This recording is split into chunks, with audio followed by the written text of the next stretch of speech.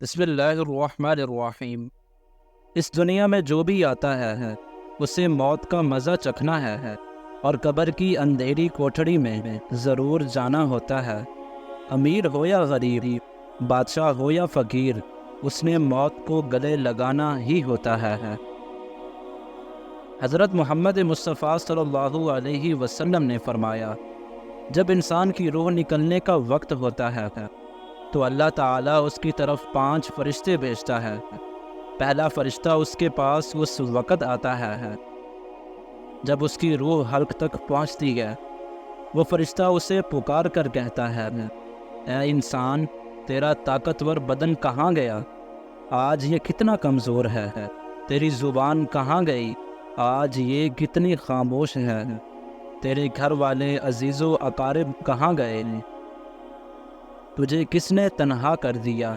پھر جب اس کی روح قبض کر لی جاتی ہے اور کفن پہنا دیا جاتا ہے تو دوسرا فرشتہ اس کے پاس آتا ہے اور اسے پکار کر کہتا ہے، اے انسان، تو نے تنگ دستی کے خوف سے جو مال و اسباب جمع کیا تھا وہ کہاں گیا؟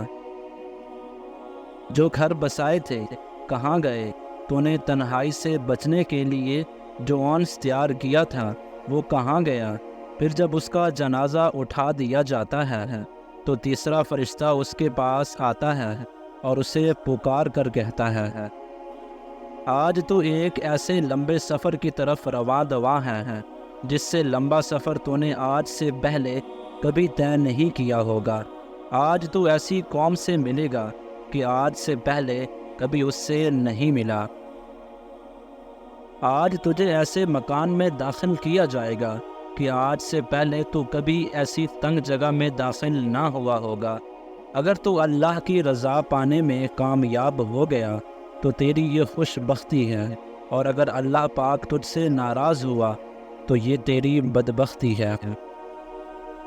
پھر جب اسے قبر میں اتار دیا جاتا ہے تو چوتھا فرشتہ اس کے پاس آتا ہے اور اسے پکار کر کہتا ہے، اے انسان، کل تک تو زمین کی پیٹھ پر چلتا تھا اور آج تو اس کے اندر لیٹا ہوا ہے۔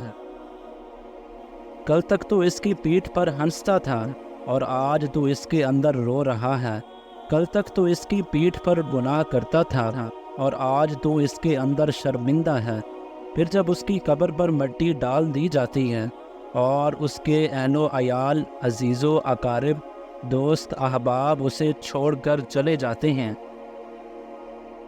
جب پانچواں فرشتہ اس کے پاس آتا ہے اور اسے پکار کر کہتا ہے، اے انسان، وہ لوگ تجھے دفن کر کے چلے گئے، اگر وہ تیرے پاس بھی ٹھہرتے تو تجھے کوئی فائدہ نہیں پہنچا سکتے تھے۔ تو نے مال جمع کیا اور اسے غیروں کے لیے چھوڑ دیا۔